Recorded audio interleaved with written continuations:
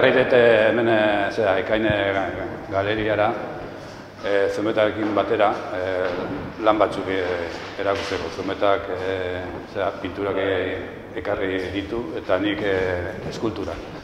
Eskultura burdinez egin daude, oso eskultura txiki samarrak eta zapaiaren ondoan jartzeko dira. Eta orduan pentsatu genuen ondo jungo zela biak elkartu, nahiz eta oso desberdinak izan. Marrosio dira tenperan eginak, nahiko neurritik ikustezun bezala, paperian. Eta dengo neguan egindakoak.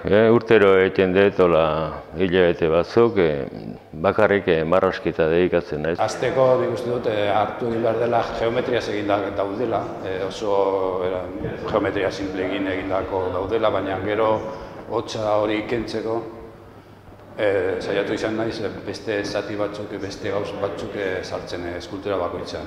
Eta hori dena dago lotuta ideia orokor batean Elhasteren zurrela ditzen dena.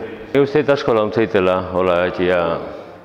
urtean hilabete batzuk lan asko eta txikin da askar eta horrela, uste irikitzitela bide batzuk jarritzeko urtean zehar, ja kuadrandiuakin, da oleoakin.